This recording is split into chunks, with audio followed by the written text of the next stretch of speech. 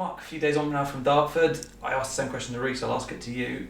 2 points dropped, or do you think it's a point gained given the way the match turned out? It was definitely 2 points dropped with the way we played. I would say the first half is the best football we've played this season, bar none, in terms of the way we created chances. And I think if you listen to their manager's interview, he was delighted it wasn't 5 or 6-1 at half time. And I think at half time you know what's coming. We still should, if we score 2, we should win the game. So we need to be a little bit tighter defensively. We need to stick to our structure and be disciplined in that. But we've taken 4 points from 2 tough away games, so we're happy with that. Jordan Young's putting in some really good performances at the moment as well, isn't he? He is, yeah, he is. He scored again at the weekend. I still think he's got more in him.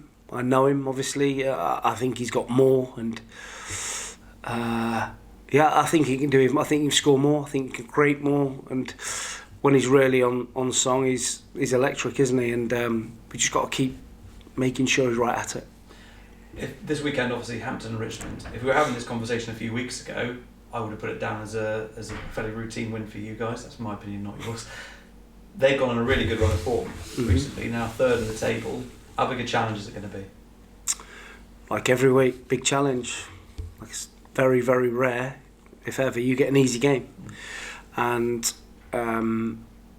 Hampton have got a real confidence behind them from a real good run. Like you say, the last time we beat them, it's the last time they lost. I think that was the end of September.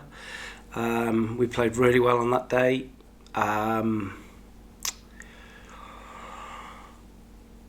Really well structured in terms of without the ball, and like every week it's a tough game. We know what we've got to do, but we know we're at home, and if we play well and do what we do, we have a big chance to get points. It was only a short while ago I was talking to you about the state of the pitch at Hewish. How big a difference has it made having a few away days and the pitch not being used?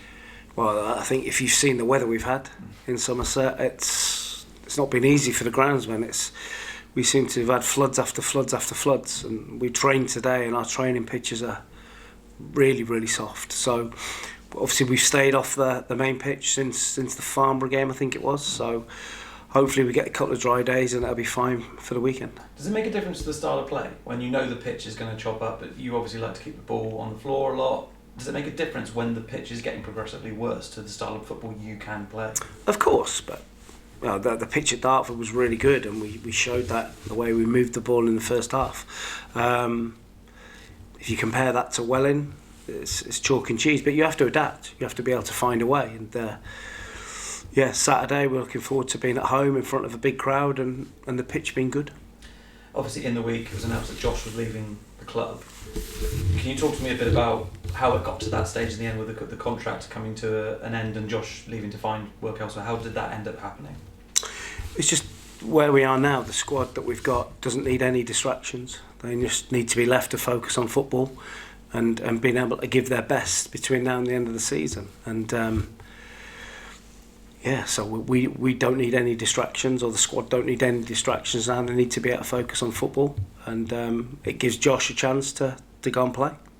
What's he meant to this club in the last 3 years? Because obviously he joined in 2000. He's been club captain last season, and obviously going into this one during a really tricky period when you were at the club as well. What has he meant to the Glovers during that time?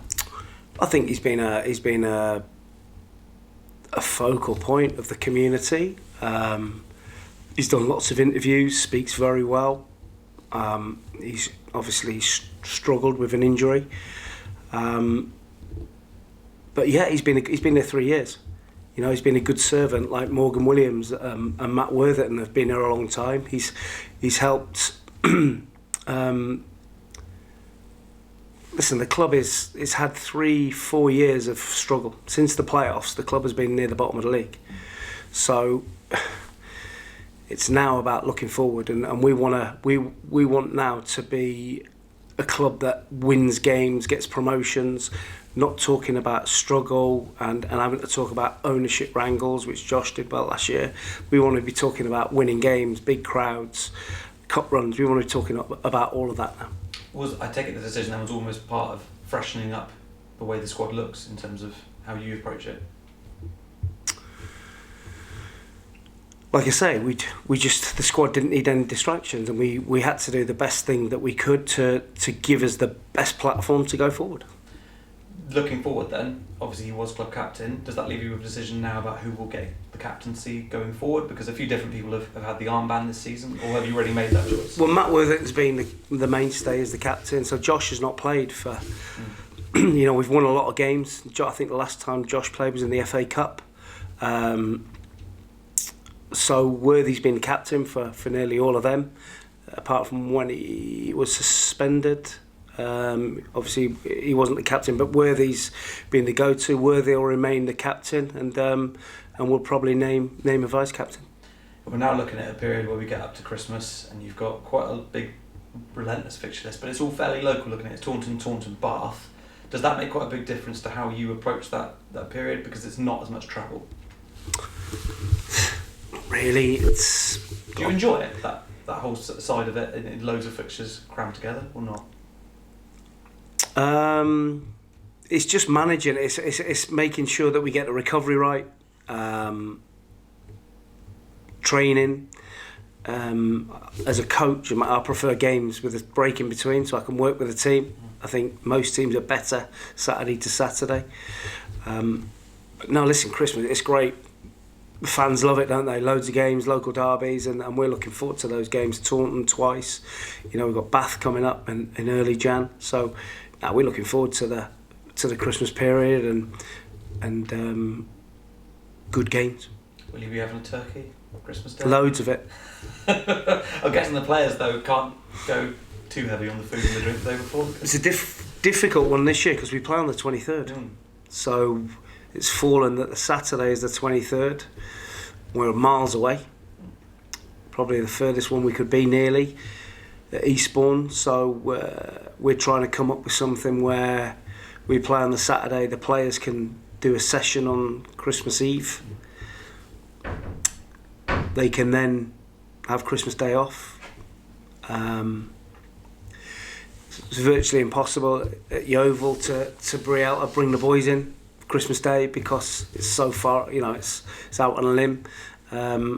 So yeah, we have to trust them on Christmas Day and make sure they do a little bit on the morning, and you've got to trust them. You don't know what they're going to eat, what they're going to drink, but I think we've got a decent set, and they'll do the right thing. As long as they burn off the mince pies. There you go. They've got plenty of running to do.